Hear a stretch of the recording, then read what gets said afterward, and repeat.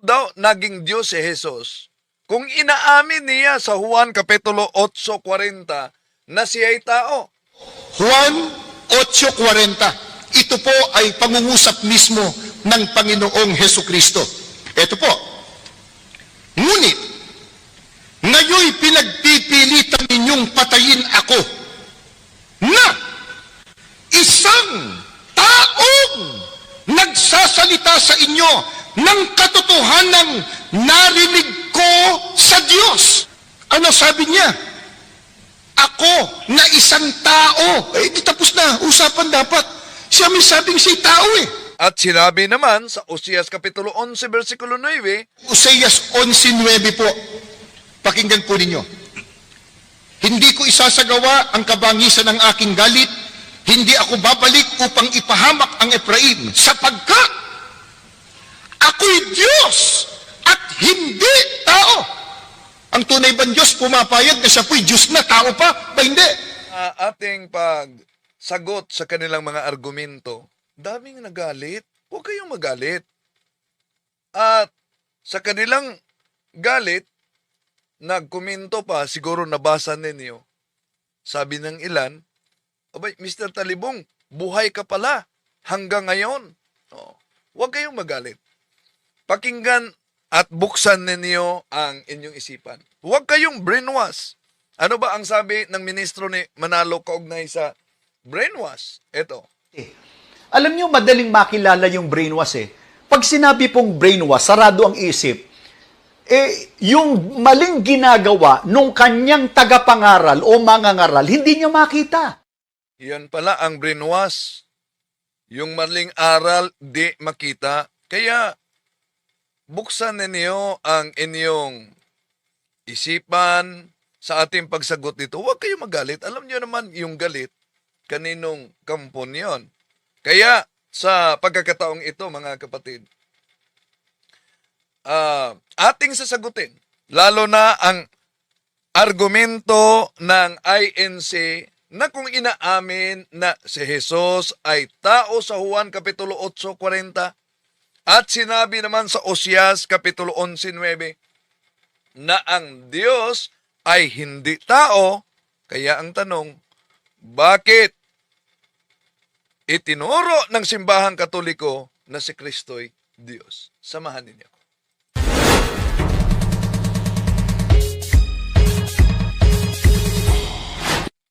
Kumusta? Welcome. Muli, ito inyong lingkod, Brad Wendell Talibong, makasama ninyo at sa ngalan sa National Office ng Catholic Faith Defenders, mga kapatid, para malaman natin kung saan naabot itong ating talakayan, i-comment ninyo. Dami na mga nag-comment kung saan sila subaybay. Ito sa Pulumulok daw, no? I-comment ninyo saan kayo nagsubaybay ngayon. At inaniyahan natin ang ating mga suking taga-subaybay. Huwag kalimutang pindutin ang like sa ating live. At huwag din kalimutan kung bago pa lang kayo, pindutin ang subscribe button at ang bell button para updated kayo, mag-comment at i-share ninyo. Makatulong kayo sa evangelization natin kung ang videong ito inyong i-forward sa mga kasama nating Katoliko ay kahit nasa mga ibang pananampalataya. Baka sakali na yung tinatawag ni Sandoval na brainwash, Alam niyo, madaling makilala yung brainwash eh. Pag sinabi pong brainwash, sarado ang isip, yung maling ginagawa nung kanyang tagapangaral o mangangaral, hindi niya makita. yun ang brainwash. Ang maling aral, hindi daw yun makikita. Mga mahal na kapatid, kung pag-aralan natin ang Biblia, may babala. Sino ang tunay na Antikristo?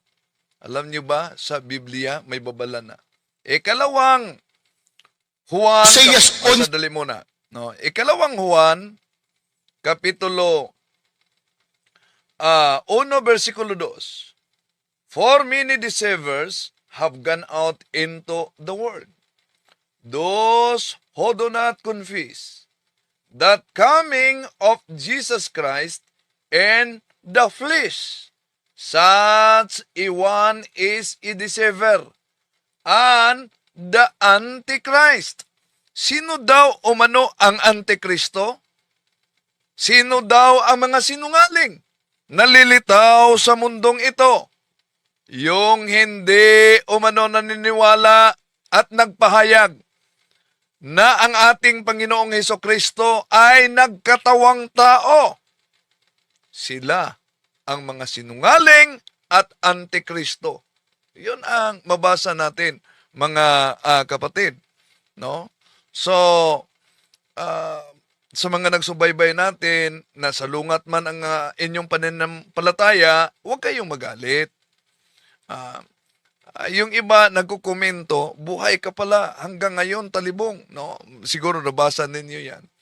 Yun ang palatandaan na brainwash kayo. Alam niyo, madaling makilala yung brainwash eh. Pag sinabi pong brainwash, sarado ang isip, yung maling ginagawa nung kanyang tagapangaral o mangangaral, hindi niya makita. Yun. Yun ang brainwash. Maling aral ng kanyang mangangaral ay hindi makita. Kaya, sana nasa inyong pagsubaybay nito, salungat man, lalo na kung kaanib kayo sa Iglesia ni Cristo, pero pagtimbang-timbangan muna ninyo. No, ang argumento ng mga ministro ninyo at ang sagot natin, lalo na sa paggamit nila sa Juan Kapitulo 8, versikulo 40. Ito ang ginamit ni Arnel Tumanan, ministro ni Felix Manalo. Mapatutunayan daw ba talagang si Kristo ay tao? Batay sa Biblia? Opo. Juan 8:40. Ito po ay pangungusap mismo. Una, ang tanong kasi, mapatunayan ba sa Biblia na si Kristo'y tao? Opo, iyon, Juan 8:40.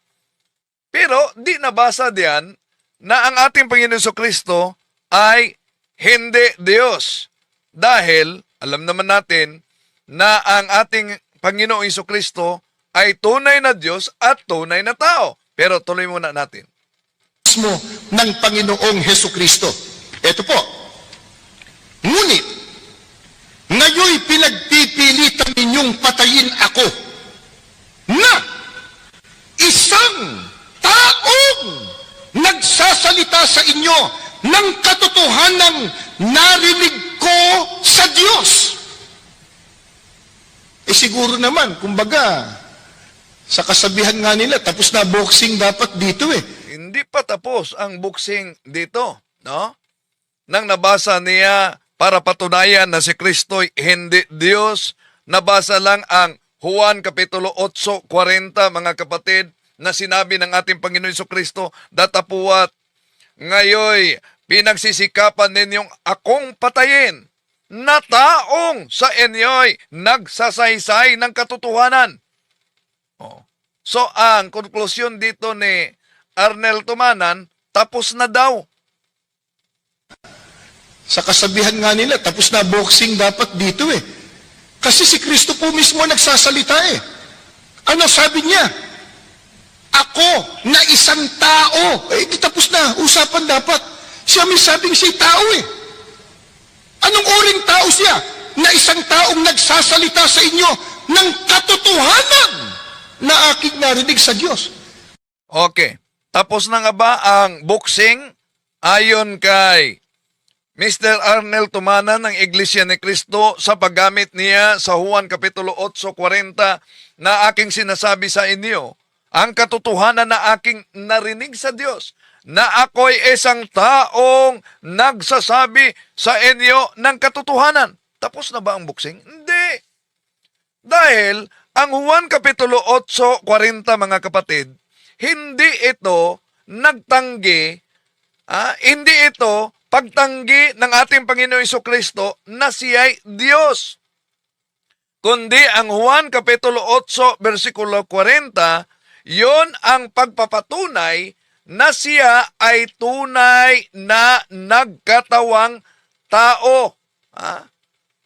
Yun ang patunay na siya nagkatawang tao dahil dalawang katotohanang itinuturo sa Biblia, wag lang pipiliin yung mga talata. Kahit na nga sa iba't ibang salin na ginamit nila, mabasa natin ang kaugnay sa likas na kalagayan ng ating Panginoon Jesucristo. Maliban na siya ay tunay na tao, siya ay tunay na Diyos. Dalawa, mga kapatid, dalawa ang katotohanang mabasa natin sa banal na kasulatan tungkol sa ating Panginoon Jesucristo. Ano yon? Una, isa-isahin natin. Makita natin na ang ating Panginoon Jesucristo tunay na tao. Yun ang binasa ni Mr. Arnel Tumanan sa Juan Kapitulo 8, versikulo 40. At sa kanyang pagiging tunay na tao, makita natin dahil yun ay bahagi sa kanyang misyon, maramdaman niya ang gutom sa San Mateo Kapitulo 4, versikulo 2. Maramdaman niya ang pagod. Mabasa natin sa Juan Kapitulo 4, versikulo 6. At umiyak nga siya, Juan Kapitulo 11, versikulo 35. At namatay siya, Juan Kapitulo 19, versikulo 30. Kaya natural na inaamin niya sa Juan Kapitulo 8:40, aking sinasabi sa inyo ang katotohanan na aking narinig sa Diyos na ako'y isang taong nagsasabi sa inyo ng katotohanan. Natural. Dahil sinabi niya, ako'y tao. Hindi yan nagtatanggi na siya ay hindi Diyos. Pero kung pag-aralan natin ang Biblia,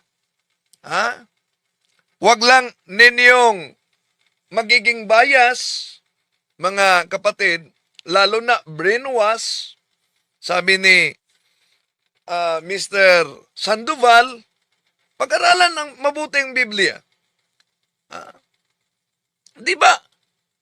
Maliban na siya ay nagpakilalang tunay na tao, diyan sa Biblia, siya rin ay may likas na kalagayan, meron siyang kalikasan na Diyos. Halimbawa, basa yan sa Biblia.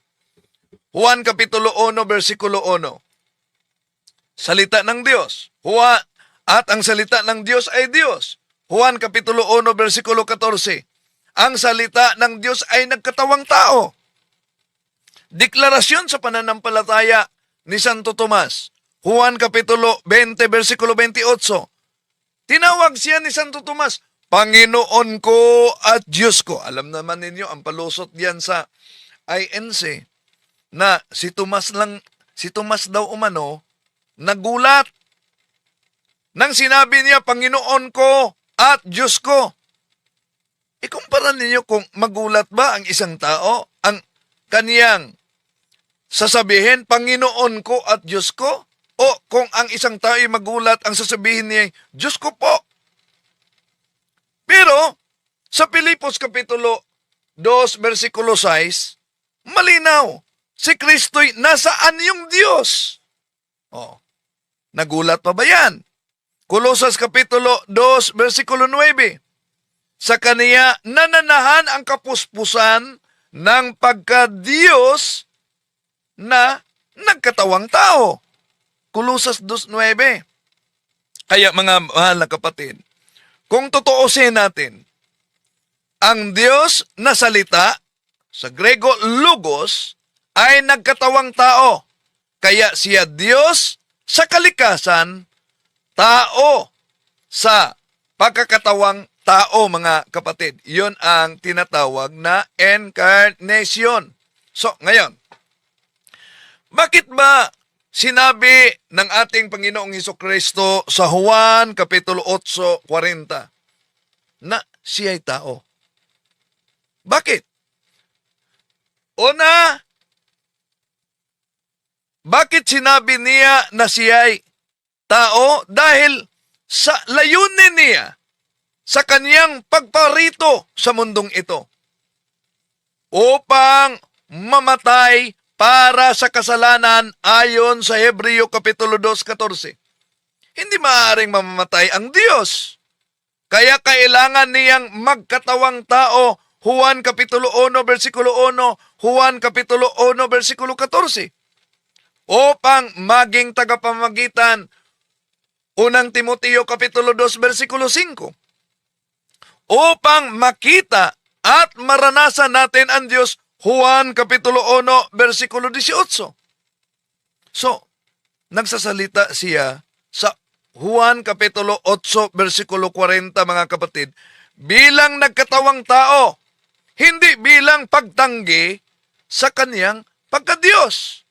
Bakit tinanggihan ba niya ang kanyang likas na kalagayan na siya ay Diyos? Eto, para maunawaan niyo, ito ang lahika, mga kapatid.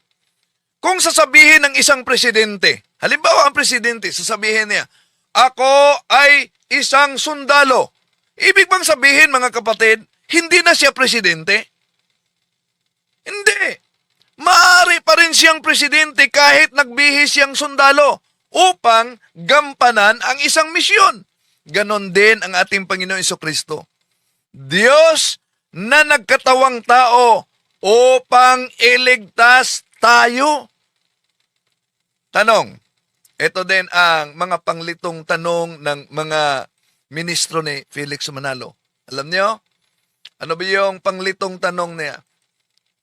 Gamit ang Juan Kapitulo 17, versikulo 1-3, eto, pakinggan muna natin. Isang tanong pa, kapatid na Arnel, paano ninyo patutunayan na si Kristo ay tao at hindi kapantay ng Diyos? Ang ating Panginoong Jesucristo ay ginawang isang tagapamagitan sa tao at saka sa Diyos. Sa unang Timoteo 2:5. Ayan. Unang Timoteo 2:5. So, ginawa siyang tagapamagitan. Bakit? Kung ginawa siyang tagapamagitan, yun ba'y nagtatanggi na siya ay hindi Diyos? Wala naman. Mali lang ang kanilang unawa. Pero, ito kasi ang mga panlito nila din na tanong. Gamit ang Juan Kapitulo 17, versikulo 3, 1-3. Ano ba yung panlito nilang tanong kaugnay dito? Pakinggan muna natin ang mga ministro sa pagbasa nila. Pakinggan po natin sa 1:17, 1 at 3. Ang mga bagay na ito ay sinalita ni Jesus, at sa pagtingala ng kanyang mga mata sa langit, ay sinabi niya, Ama, dumating na ang oras. Luwalhatiin mo ang iyong anak upang ikaw ay luwalhatiin ng anak. At ito ang buhay na walang hanggan, na ikaw ay makilala nila na iisang Diyos na tunay at siyang iyong sinugo sa makatuwid bagay si Jesucristo. Ang mga talatang ito po ang nagpapatunay na hindi po nagpakilala si Kristo na Diyos. Subalit siya po ang nagpakilala sa iisang tunay na Diyos. Yan. Hindi nagpakilala si Jesus na Diyos, kundi nagpakilala siya sa iisang tunay na Diyos. Kaya ang argumento nila at panlitong katanungan dito, kung sa Juan 17:1-3, may iisang Diyos ang Ama. At kung Diyos si Jesus, ilan na ngayon ang iisang Diyos? Ayan. Una, mga kapatid, totoo naman, at yun naman ang opisyal na aral, na may iisang Diyos. Kaya yun ang binanggit sa Juan Kapitulo 17, versikulo 1 hanggang 3, mga kapatid. Sabi ni Jesus, ikaw ang iisang tunay na Diyos at si Jesucristo na inyong sinugo. Iwasan nila yung at si Jesucristo. Hindi ito problema sa pananampalatayang Kristyanismo, mga kapatid. Sa simbahang Katoliko, bakit? Ang Ama, ang pinagmulan, source, ang origin sa pagka-Diyos. Sa theology yan. Pero tinatawag ding Diyos si Jesus sa Biblia. Ang problema lang, yon ang iniwasan ng mga mangangaral at mga ministro ni Felix Manalo. Kung pag-aralan natin sa Biblia, mga kapatid, tinatawag ang ating Panginoon Jesucristo na Diyos. Pero ang tanong, siya ba'y ibang Diyos sa Ama? Hindi dahil ibang Diyos, kundi dahil si Jesus ay kaisa sa pagka-Diyos ng Ama. Hindi hiwalay, hindi siya ibang Diyos. Kaya sa Juan Kapitulo 1, versikulo 1, ang salita ay Diyos. Juan Kapitulo 1:14, at ang salita ay naging tao. Hebreo Kapitulo 1, versikulo 8, tinawag siya ng Diyos, ang iyong trono, o Diyos. At sa unang Juan Kapitulo 5, versikulo 20, siya ang tunay na Diyos at buhay na walang hanggan. Napaka-linaw dyan, mga mahal na kapatid. No? So, ngayon, paano magkasundo ito? May contradiction ba, mga kapatid? Walang contradiction dito sa iisang Diyos. Isa ang Diyos sa kalikasan. Dalawa ang persona na binanggit sa Juan Kapitulo 17, 1:3. Ang persona ng Ama at ang persona ng Anak. Pero, isa ang Diyos sa kalikasan. So, hindi dalawang Diyos. Isang Diyos na may dalawang persona, yung nabasa sa Juan 17, 1:3. Gaya sa isang araw. Di ba? Yung isang araw, di ba? Merong liwanag, merong init. Hindi dalawa ang araw, kundi may iisa lamang na araw na maramdaman natin may liwanag at may init. Ano po ba ang ibig sabihin sa 1 Kapitulo 17, versikulo 1 hanggang 3 na palaging ginagamit ng mga, kahit na sa mga balik Islam, kahit na sa Iglesia ni Cristo para tutulan ang pagkatunay na Diyos ng ating Panginoon Jesucristo? Anong ibig sabihin diyan? Hindi sinabi diyan, mga kapatid, na hindi sinabi ng ating Panginoong Hesus na ako'y hindi Diyos. Kundi sinabi niya, ang Ama, ang bukal, pinagmulan, at pangunahing pagkakailanan sa pagka-Diyos. Siya, ang ating Panginoon Jesucristo, ang Anak, ay sinugo sa mundo bilang tao. Kaya nagsalita siya bilang anak, hindi bilang Ama. Si Jesus ang nagsalita ayon sa kanyang misyon. Bilang Mesiyas, ang taong sinugo para iligtas ang sangkatauhan. Pero ang kanyang likas, ang pagka-Diyos, ay hindi nawala. Basahin ninyo. Huwag kayong magalit. Tingnan niyo ang Pilipos Kapitulo 2, versikulo 6 hanggang 7. Kaya ilan ang Diyos? Isa ang Diyos. Isang Diyos, isang pagka-Diyos na makikita sa Ama at sa Anak. Kung ang Ama ay Diyos at kung ang Anak ay Diyos, nagmula sa Diyos, Ama. Hindi sila dalawang Diyos, kundi isang Diyos na may dalawang persona. Ngayon, ginamit nila ang Oseas, Kapitulo 11:9, mga mahal na kapatid. Ito. Oseas 11:9 po. Pakinggan po ninyo. Hindi ko isasagawa ang kabangisan ng aking galit, hindi ako babalik upang ipahamak ang Efraim, sapagkat ako'y Diyos at hindi tao. Ang tunay bang Diyos pumapayag na siya po'y Diyos na, tao pa? Ba hindi? Ano sabi niya? Ako'y Diyos, hindi tao. Nung basahin ko tumisang, kapatid na Joel, may nagsabi, wala naman siya sinabi diyan na hindi siya payag ah. Ang tanong, yung bang sabi niyang ako'y Diyos, hindi tao, payag ba siya? Yung bang hindi payag? Sagot kayo. Hindi. Hindi. Ang sabi ng Diyos, ako'y Diyos, hindi tao. Yung tao, sabi ng Diyos, ikaw ay tao, hindi Diyos. Anong sabi ni Kristo? Ako'y tao na nagsasabi ng katotohanan ng narinig ko sa Diyos. Yun ang katibayan isa sa mga katibayan na hindi po si Kristo ang tunay na Diyos. Yan ang konklusyon nila. Sa pagtagpi-tagpi sa Juan 8:40 at Oseas Kapitulo 11, versikulo 9, mga kapatid. Kaya, gamit ito na argumento, paano natin saagutin? Na paano naging Diyos si Jesus? Kung inaamin niya sa Juan Kapitulo 8:40 na siya ay tao.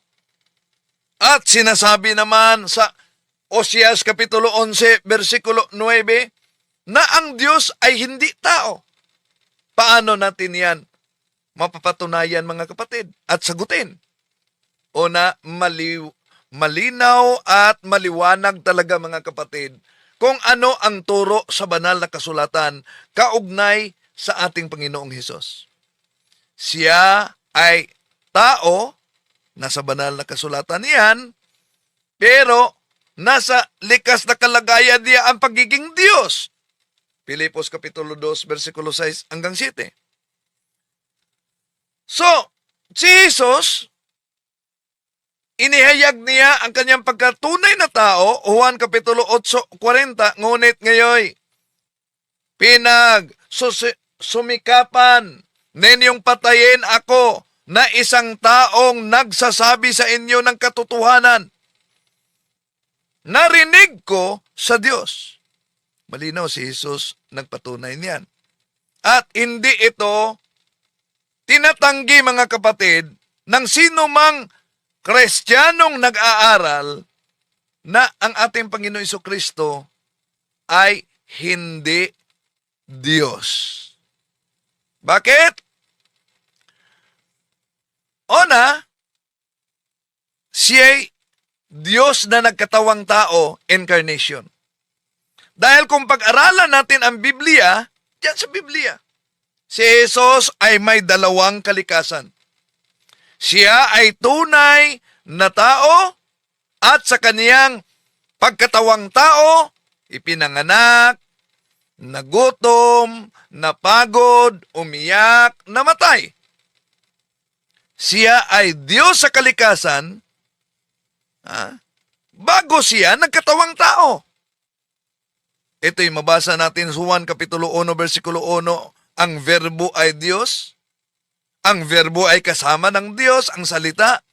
Juan 14, at ang salita ng Diyos ay nagkatawang tao.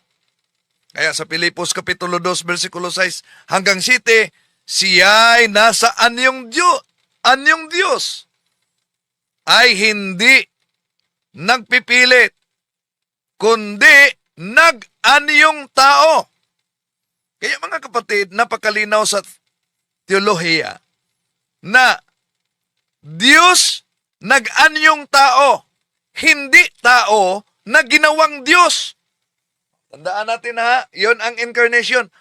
Para siguro sa mga INC at sa mga ministro, si Kristo'y tao naging Diyos. Mali! Siya ay Diyos na nag-anyong tao, hindi tao na ginawang Diyos. Yun ang tunay, mga kapatid. Now, ngayon, ginamit nila ang Oseas Kapitulo 11, versikulo 9, na ako ay Diyos, hindi tao. Ano po bang ibig sabihin diyan? Tandaan natin, mga kapatid. Sa kanilang paggamit sa Oseas Kapitulo 11, versikulo 9, na ako'y Diyos, hindi tao, hindi ito tumutukoy sa ating Panginoon Jesucristo. Hindi ito tumutukoy sa doktrina, sa incarnation, yung ang Diyos ay nagkatawang tao. Ang konteksto, Bible must be interpreted according to the context in which it emerged. Ang konteksto sa Oseas Kapitulo 11, mga kapatid, ay tungkol ito sa ugali at pagpaparusa, hindi tungkol sa kalikasan. Kaya nga mabasa natin, sapagkat ako ay Diyos at hindi tao. Banal ako at hindi darating na may puot. Ibig sabihin, ang Diyos ay hindi katulad ng tao na pabigla-bigla, na padalos-dalos na lang, o maghiganti. Yeah? Hindi katulad ng Diyos. Hindi dito sinabi, mga kapatid, sa binasa nila na Osayas Kapitulo 11 versikulo 9 na hindi maaring magkatawang tao ang Diyos. Hindi naman sinabi diyan. No? Ang Diyos ay hindi tulad ng tao sa paraan ng paghatol. Yun ang ibig sabihin sa Osayas Kapitulo 11 versikulo 9. Hindi ito pagdeklara na imposibleng maging tao ang Diyos kung gugustuhin niya. Di ba? Oh.